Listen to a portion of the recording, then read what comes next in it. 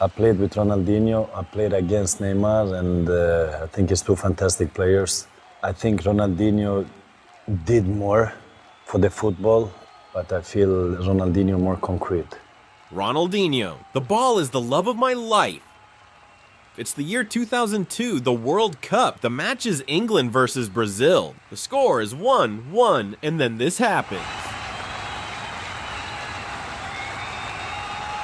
What a goal by Ronaldinho. But before that, let's go back to where it all began.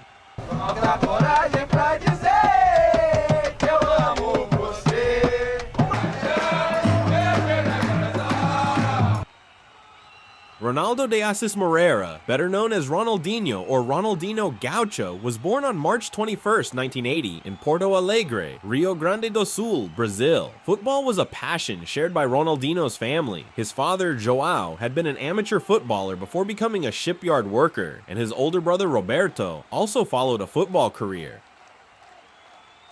Ronaldinho makes you scream. He danced on the pitch.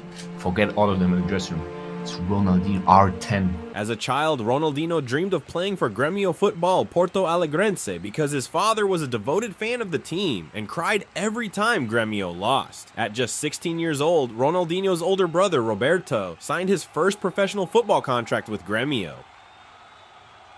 By the age of 5, Ronaldinho was already a master of ball control. Reflecting on his childhood, Ronaldinho shared that there was a bar near his home where his father often spent time. His mother would regularly send him to call his father for dinner, and he would make the trip while juggling a football, keeping it off the ground, and sometimes even completing 2 trips in a row without a mistake. For him, the football was everything. His passion for football was deeply ingrained in his family, with his father being his biggest supporter from birth. While playing on the streets with his friends, a boy whose father was a futsal coach noticed Ronaldinho's talent and told his dad, "You have to come see this boy." The coach invited Ronaldinho to their next match, but unsure of his skills, kept him on the bench. When Ronaldinho finally got his chance, his first action was to dribble past 2 opponents and score a goal. Even the opposing coach was amazed, exclaiming, "You have such a good player and you keep him on the bench."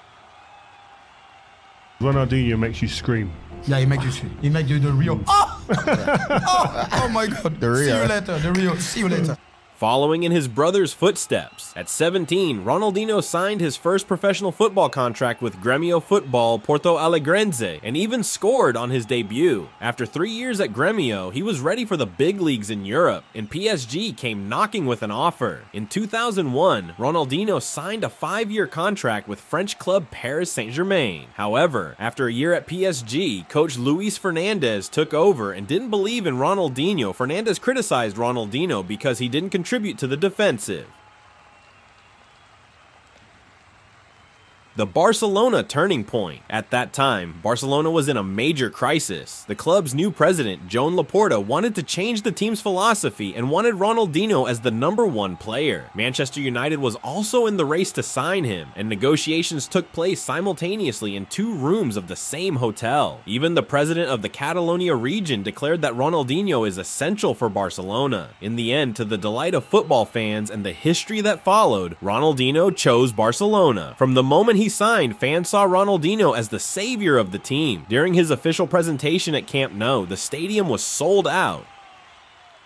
To ensure he could play his first match for Barcelona, La Liga made an unprecedented move, scheduling Wednesday's match on Thursday at 0:05 after midnight because Ronaldinho was only eligible to play on Thursday. In that era, Barcelona's squad included incredible players like Puyol, Quaresma, Xavi, Luis Enrique, and goalkeeper Victor Valdés. In the 58th minute of Ronaldinho's debut match, he scored a stunning goal, marking the beginning of his legendary journey. Fans didn't even care that the match ended equally. They knew Ronaldinho, their savior, had arrived.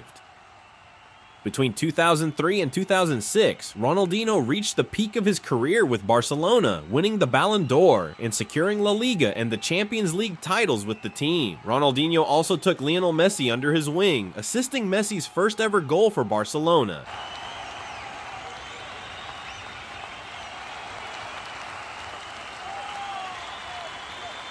In 2008, Ronaldinho turned down a $25.5 million offer from Manchester City and joined the Italian giant AC Milan, signing a 3-year contract after a 21 million euros transfer from Barcelona. While he won the league with AC Milan, his performances never matched the heights he reached at Barcelona. After AC Milan, Ronaldinho returned to Brazil and slowly faded from the spotlight. He signed a 3-year contract with Flamengo but terminated it due to unpaid wages, moving to Atlético Mineiro and later to Querétaro in Mexico. The fall of Ronaldinho. It's challenging to reach the top, but even harder to stay there and maintain a winning mentality. According to reports from Brazil, Ronaldinho, who once earned $19 million from endorsements in 2006 with a net worth of $100 million, is now bankrupt and drowning in debt. In 2015, he refused to pay a $400,000 fine, which escalated to $1.7 million. In 2020, he was arrested in Paraguay for entering the country with a fake passport, spending a month in prison and 4 more months under house arrest in a hotel in Asuncion. What went wrong? His personal life holds the answer: relentless partying, samba, and an extravagant lifestyle. Many of his best performances came after nights of partying, but his lack of discipline caught up with him. Today, Ronaldinho charges $250,000 to participate in friendly matches, a far cry from his glory days. His story remains a stark reminder: talent is not enough.